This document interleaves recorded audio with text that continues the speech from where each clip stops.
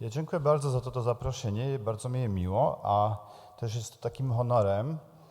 A mogę powiedzieć, że nauczyłem dużo z tej kooperacji i z Łukaszem, a też z Fundacja Trójmorze.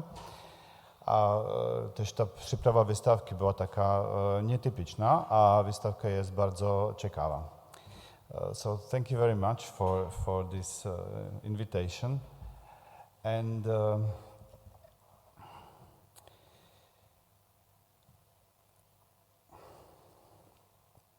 I would like, first of all, I would like to dedicate this presentation to one Slovakian artist, Vladimír Popovič, who just passed away 2 weeks ago, I think. And it has a meaning in this presentation. I will later on return to two of his works. He was always very generous to us, to younger art critics, to younger artists. He was also very big gentleman also towards the female artists. It is not always in this context. And as a note, I need to say that I come from Slovakia, and it's pure skepsa and pure pessimism right now, which we didn't really expect to experience again after 1990s or even maybe after the 1950s. And it is kind of surrounded with a loss of credibility to any kind of change. And I have realized, facing and following all the news every day in the newspapers, that it looks like the words do not have the real meaning, and they are not capable to express the reality. It looks like that in the wrong code of society, every word is getting the wrong sense. So it looks to me like when you declare that the lie is the truth, so then even the positive and supportive expressions or even critique of the situation, it's automatically changed to some kind of old-fashioned reproach or some kind of pun. So it is simply useless. You couldn't use words. It looks like the house in front of us is falling because of the earthquake or something, and we just are praying and nothing else. But maybe it is because this experience with this new government is quite short. It's only over 1 year now. So maybe after we will have the longer experience like our colleagues in Hungary or like you had before in Poland, maybe we will be more experienced, of course, and capable to react somehow. So my presentation is trying to say or trying to define some kind of actual map of the situation, the map of our places and also the map of Central Europe. Maybe I can say the Central Europes, because we can take this region differently from different point of views. And also it is slightly about some kind of cultural situation, political situation, and at the end, if you will have enough patience, I can add some kind of geopolitical utopia. First inspiration for this is rather old, and it comes from the study of art history of Central Europe. And I think each student or every researcher who does this, sooner or later is facing interesting facts. The thaw, the post-Stalinistic thaw, is Odviush, which is a textbook edited by Piotr Piotrowski. It was the first one, published in 1996. It shows that the thaw, plus minus, started at the same time in all of the countries in Central Europe, but the process of its development was different in each country. So we can say that in each state in Central Europe, during the socialism, the more free or more liberal years were happening in different times. I very much like this artwork by Dagmara Wiskiel, a Polish artist living in Chile, who put it in kind of statistical order. This one that you see is about political situation throughout the years in Chile. So it's not particularly about Poland, but we can make the same thing about Slovakia or Czechoslovakia. She did the same thing about Poland, and it can be transferred to even enlarged, because she was the red are the totalitarian years and white are the more liberal years throughout the history since, let's say, the end of the Second World War. So we can say this is of course the theme for the further studying. It's not I'm not going to solve this problem right now, but we can say, if I take it correctly, that the weakening of censorship, which for example in Czechoslovakia was somewhere between 1963 and 1968, happened a little bit earlier in Poland. And in those years, which I'm mentioning in Czechoslovakia, the censorship was more firm in Poland. So there is a question: in what sense we can speak about Central Europe? In our focus today, it is mainly the Visegrad 4, but we can of course think about some other places, of course, due to the various participants we have here from our other countries who participated in the exhibition. So it's a question how far or to what extent we can talk about one region.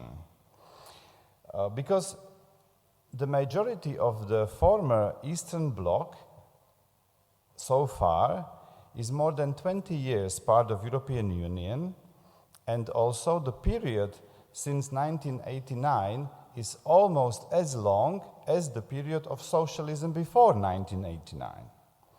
So, but still, even though that we metaphorically can say that time is running much faster since 1989 because of the social networks, because of internet, because of the way of searching for the knowledge and so on. But still, we have this rule, we have this habit to present our region in the history of art as built up exactly on this former Eastern Bloc. This is one of the books that can prove this, because it starts in 1950s, but it ends in 2010s. So it is still one kind of discourse that is used to understand the art and art history of former Eastern Bloc. And we can say that this key is, yes, it is functioning, and we can say, even it is quite hard to admit, it is interesting. And so, of course, now we can. I would like to make a small shift to make a note that this this history of specific interpretation, so the history of interpretation of Eastern Bloc as a periphery or region, has quite long tradition, and somehow I see this Congress International d'Histoire de l'Art in Budapest in 1969 as a kind of milestone for this. I think it was one of the first moments when this was defined, or somehow it was a conclusion of this Congress. And it happened in Budapest, and therefore I don't think it is surprising that one of the first art historians who started to think about Central Europe as a one region was László Beke, so Hungarian art historian. I have, by coincidence, I have found this his text about Czechoslovakian art published in Italian magazine Notiziario d'Arte Contemporanea in 1972. Under the name B. László, because they switched the order of the names.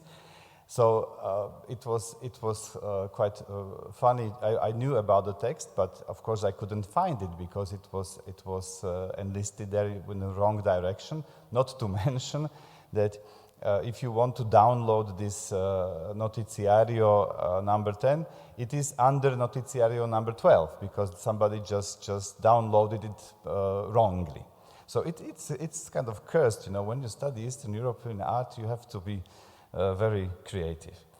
So it is interesting also from other point of view, because even Czechoslovakia, which consisted from two countries and two nations and two independent art scenes, also never kind of merged and was not the source for studying them in relations. It was, we studied Czech art and Slovakian art and maybe some kind of, I wouldn't say confrontations, but communication between them, but not the common history. So it only happened, I think, after this 1969. To some respect. And getting to the point, this initiative is, in my opinion, or the things that happened under this initiative in the last, let's say, almost 2 years, 1.5 years, is very interesting and important geopolitical deconstruction of the same space I'm talking about since the beginning of this presentation, and the project that that was opened yesterday, the exhibition, with a very complicated title. I'm the master of complicated title, but you are better. Revealing what is partly sensed.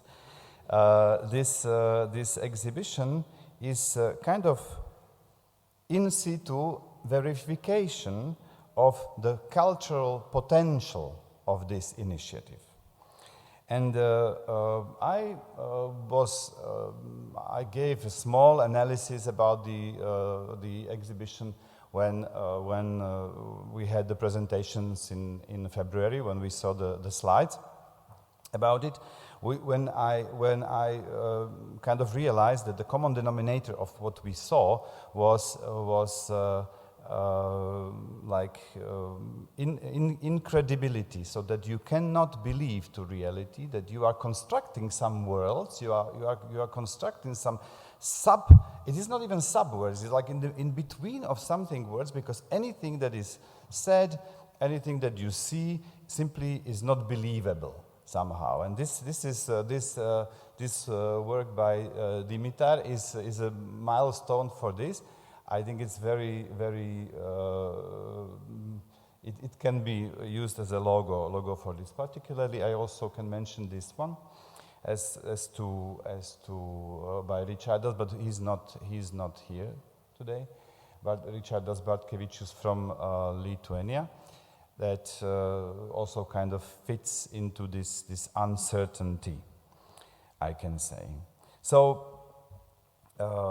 what cultural and political processes are influential today to thinking about our territory, about our place? I will put together some kind of cultural formative elements. Maybe some of them will be contradictory, but it's part of the problem which I'm trying to name. So one is the end of globalization, the threat of war, and let's say very interesting to me because I also I have been living through different political regimes. So the consensual remilitarization in the level of the national state. I don't know how about you, but I was never thinking this will happen. When I realized I don't need to go to the civil service, to the army service, which I was very happy because probably I would not be standing here if I would have attended it. So then I thought this is over and we are going to live completely different time. Now we have not only remilitarization, but consensual remilitarization. It's important thing. Also, of course, enlargement of NATO and so on. Then, so this it's one point. Second point is that war in Ukraine paradoxically detached Central Europe from what we were thinking about before as the Eastern Bloc, Eastern Europe.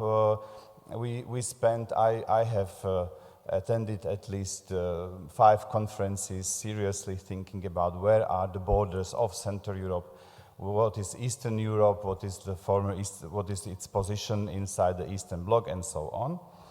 Now this war, I think, very clearly put this border. It is also interesting when we talked about it with the speaker in November, Mr. Gajewski, about this political logic behind this Three Seas Foundation project. So it is interesting because some time ago, maybe one or 2 years, when I was speaking about it with Małgorzata Kazimierczak, I was thinking it would be better to use the term Eastern Europe, like, for example, Piotr Piotrowski. He never used the Central Europe term. He always was speaking about and writing about Eastern Europe. But now, this situation is also kind of, I have to improve my own opinion in this, or to change it, because now it is detached of the what we were thinking about the Eastern Bloc before. So that's the second thing. The third thing is this again more political. Democratic elections are happening to be the time of existential stress for all of us, but not only in these kind of developing countries, but also in so-called long-term democracies. So then that's another point is also quite interesting. As a sign of changing in thinking about the art in our space, I can consider also that we are starting to divide the artists as left-wings and right-wing artists. This is, I was told many times in Poland. I have also not thought about it before. Oh, this is a good artist, but it's, I don't know, leftish, and this is so on. I don't want to comment, and I don't want to put any mark to it. I was told it's the same in Hungary. I know we can speak in these dimensions also in Czech Republic. In Slovakia, it is not so far like that. I think we do not speak about left-wing artists in Slovakia. Maybe it is at the beginning, or maybe the polarization of the society is now at its beginning. But I think that the result of what we are going to happen in Slovakia will be that we will have the collaborants, not the left or right, but it's like somebody who will cooperate and collaborate with the institutions that are in political hands. But I don't want to speculate about this. And meanwhile, while I was preparing this lecture and getting slowly to the pendulum metaphor, I have realized, and it also will return to Vladimir Popovic, who reminded me to that because he died two weeks ago, that the thing that we do right now, that we are escorting the neo-avant-garde in Central Europe, neo-avant-garde art in Central Europe. So the art which is the most communicative towards the world in East-West communication, or the discourse of Euro-American discourse of art. So we are escorting this neo-avant-garde right now from the memory to history, because as these people are dying, in Slovakia it is the very strong generation of artists emerged in 1960s. So we are kind of transferring this from the position of discussions with the artists. You all know it's very different if you do the study in archive and if you discuss it with artists. So we, I may actually read it because it's a nice quote. Memory and history, far from being synonymous, appear now to be in fundamental opposition. Memory is life, born by living societies, founded in its name. It remains in permanent evolution, open to the dialectic of remembering and forgetting, unconscious of its successive deformations, vulnerable to manipulation and appropriation, susceptible to being long dormant and periodically revived. History, on the other hand, is the reconstruction, always problematic and incomplete, of what is no longer. Memory is a perpetually actual phenomenon, a bond tying to the eternal present. History is a representation of the past. Memory, insofar as it is effective and magical, only accommodates those facts that suit in. I would like to stress this. It nourishes recollections that may be out of focus or telescopic, global or detached, particular or symbolic, responsive to each avenue of conveyance of phenomenal screen, to every censorship or projection. And to stress the last one, history, because it is an intellectual and secular production, calls for analysis and criticism. These artists like Vladimír Popovič, this was to be planned his, not the dissertation, like magisterská práca in 1965, MA work in 1965. He was not allowed to do this. He wanted to make this big, huge paper ship on the Danube and send it, because the ship could go wherever it wanted. It could go to the sea and to the world. He could not. He was not as free as the ship. He wasn't allowed to do this as his final work in the academy. But still, in 1960s, this generation of these neo-avant-garde artists emerged, had limited but international success.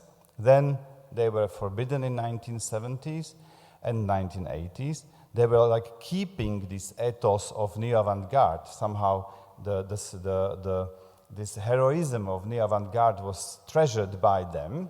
It has a positive and negative effects at the same time. And then after 1989, they become professors in the art academy. So they, for 20 years, maybe even longer, they have been teaching another artist, so they are influenced by them. So I will stop with this escorting or transfer of this most heroic art that we have, the most communicative art that we have, to the world. So it seems that in the future we will have and we will use the different gaze how to look at neo-avant-garde in context of this escorting.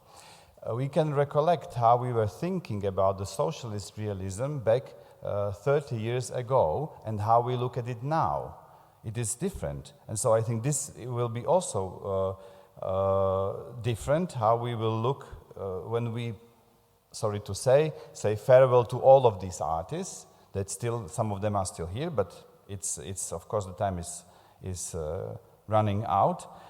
So we will look at this most heroic time in different way. And this is the moment I see the overlap to what we are thinking in this field, in not only three Cs, but in the field of how we look at history itself, because usually we think that the art is influenced by politics. But in this reverse reading, it is opposite, or it can be opposite. And I think this is what we should do to understand the situation where we are now.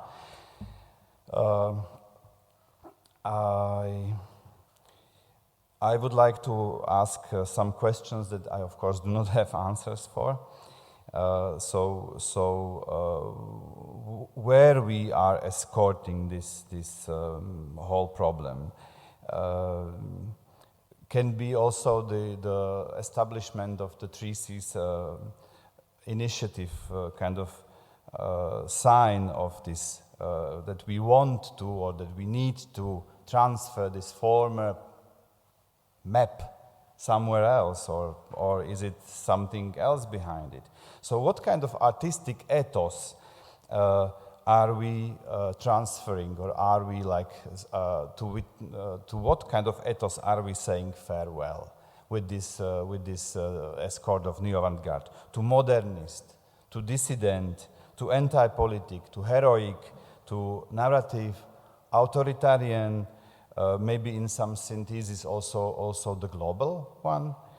What rests from the context? What we did build with the context in while we were thinking about it, let's say last 35 years, though with all those mistakes and all those conflicts and so on. So what we actually built and what we destroyed at the same time. That's very important. And eventually, if we admit that we are saying farewell to something, so what is going to take the place of it? What is going to replace it? Where the authority will come? We were speaking about it many times. Maybe also while we are searching for an answer, we should say what are culturally and humanistically our countries giving to each other, sharing in this way. What is the? I was maybe I can say it out loud. I was trying to find out the good point, what to mention in this case, what we are giving to each other in this way. And probably there are many things, of course. We can make a great list. But the first thing that came to my mind was that, like, Slovakians provide abortions for Polish. This came to my mind. I'm sorry for indiscrecy or whatever, but I have it here with the question mark if to say it or not. But so I said it out loud. And if even to put more oil to the fire, I would say that I'm kind of undermining this, or I do not really agree with this title or with this thought of Piotr Piotrowski, Peripheries of the World Unite, which I was slightly talking about during the conference of ICA in Krakow in November 2023. Because this connecting peripheries, and the main example of this is the periphery between Central Europe and Latin America or South America, it may be considered to be only enlarging the number of possibilities of comparisons, but we did not really solve any problem with that. We never solved our in-presence in Euro-American art history. Except of a few solitaires, like the last example is Maria Bartosova's great exhibition in London Tate Modern, but it's just another cherry from the cake. It's not bringing our Central European context to Euro-American art historical discourse. And so isn't it so that with these connecting of peripheries, we are just only isolating ourselves more than it was before, but in the larger amount of examples? And I can also say, I can repeat what I told in the Congress of ICA, that for many years we were praying for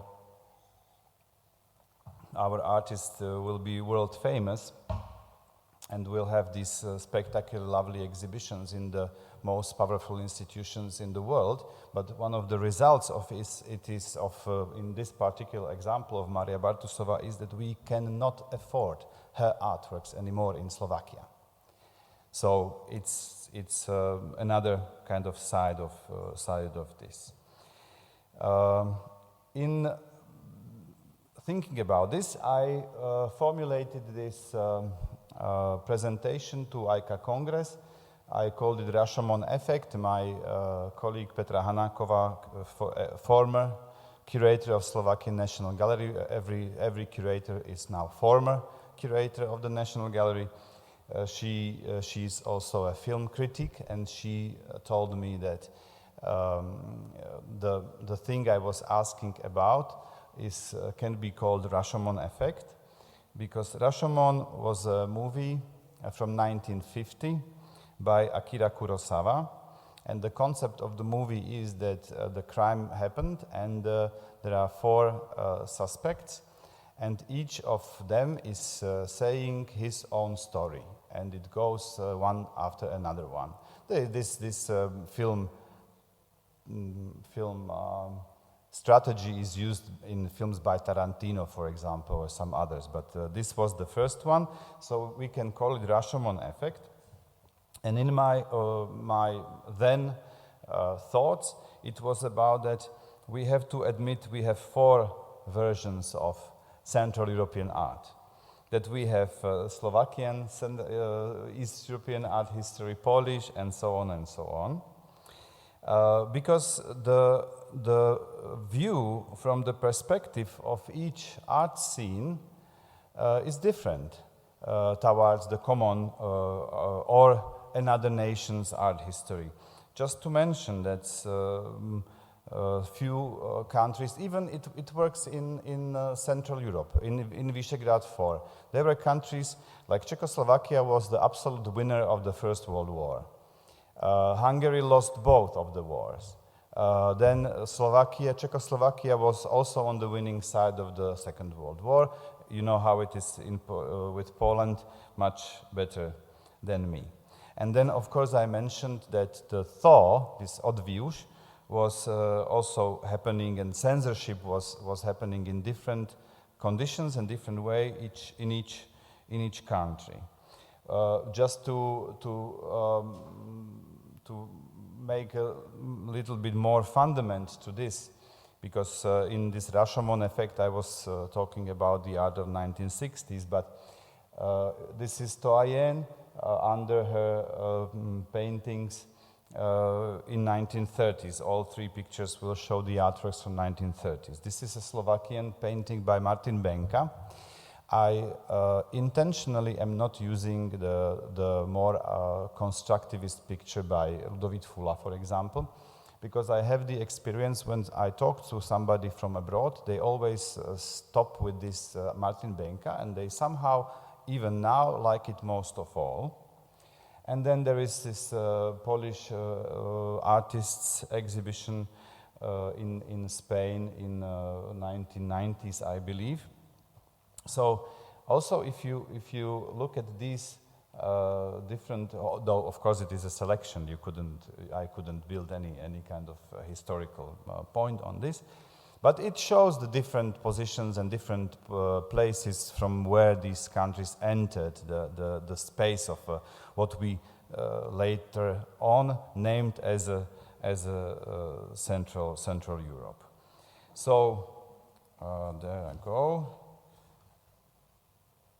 And this it's the last page, so I'm almost finished. Now, finally, to get to the pendulum. I need to post this Central European pendulum somehow against these thoughts of Rashomon effect. So this is one thing.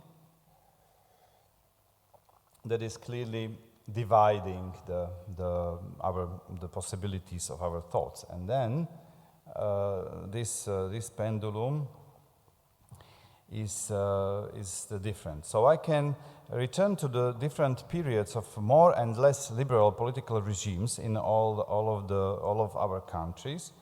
And if you think about it, in last 30 years, we can also think that Central Europe behaves like it is one whole, like it is one place, which parts are constantly like balancing each other. So when it is terribly bad in Poland, it is completely okay in Czechoslovakia. When it is now, it's unbelievable in Slovakia, so Poland obviously works very well. So it is like in one family. When somebody makes a conflict, somebody else must come and simply calm it a little bit down. So from this point of view, it looks like it is maybe more. It is more one region than we suppose, and and also we can add some speculation if Czechoslovakia wouldn't have split. So I think this would be a perfect example of this political balance, because it was very, very often so. So these people who think that they are kind of killing our history and they are just making our lives terrible, they are just switching each other. They are just necessary switch, and I believe that this will be true. So it is like this pendulum, which is one time on one side, second time on the other side, smashing everything that goes and grows something around. But it's not that easy. Of course, there's the other thing. The timing of when the pendulum is here and when it's there, it coincides with another important events in the world. So this also makes this historical stamp, has this entrance in it, because it is different when you have totalitarian politics in the peace, and it is different if it is in the war.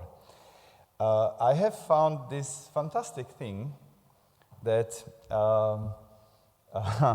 that surprised me. I found it this morning, actually. That's why, Lukáš, you haven't had your presentation before. I'm so sorry. So we can select which kind of pendulums we have, and we even, back to Rashomon effect, maybe each of our countries has her own pendulum. So Slovakian pendulum now is probably the last one, or the second one, and so it's nicely put. I will keep this slide for a few seconds, so you can digest it somehow. Of course, I do not have answers for these questions, but I can give you small utopia at the end, which is on my mind for a long time, and I never had actually the space to speak about it to somebody, because it is rather political and less art historical, but it never really fit into any of my speech. And now, as I was invited as a keynote speaker, so you have to listen to me, and you have to hear this as well. So once upon a time, I was returning from Krakow. Actually, it was from the conference Dziedzictwo in Muzeum Narodowe. And I was not returning back to Slovakia, but I was returning to another conference. I was just flying to another conference in Croatia, in Rijeka. I believe it was the iconography conference in Rijeka, but it might be some other venue. And then these common denominators of our languages, of these Western Slavic and Southern Slavic languages, which we of course know about and we are completely aware of it, it came to me in absolutely different way, because I always try to speak the language in the place I am, no matter how it goes. So I shifted this Polish, my broken Polish, to my broken Croatian, and I have realized it's very simple, actually, and it's not that complicated as we think. that it would be enough for the students of the high school to learn 3 months, maybe, the grammar differences, and then with elementary logic you can fill the words and you can finish them and you can somehow make this do určitého stupňa správnu vetu. Yes, it's a sentence up to a certain point correct. And I think it is a political mistake that we are not shifting the Slavic language to be taught also in the Western schools, because Europe has 450 million people. 74 million people out of it is from the Slavic languages, so it's 16.4%. 74 million is a little bit less than Germany itself. So it's kind of mess. It's a huge group. So why it is so that the only word that they know certainly and exactly in the West from the Slavic languages is this one? I don't know. So I'm promoting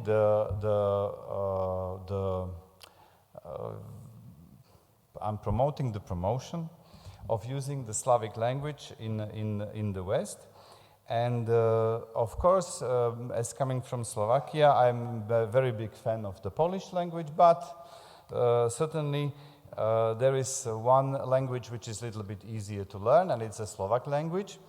And you, up to now, do not know this man. This man, Ludovic Tur, is the one who made the codification of Slavic language. And you don't know him yet, but I'm starting to work on it. Thank you very much.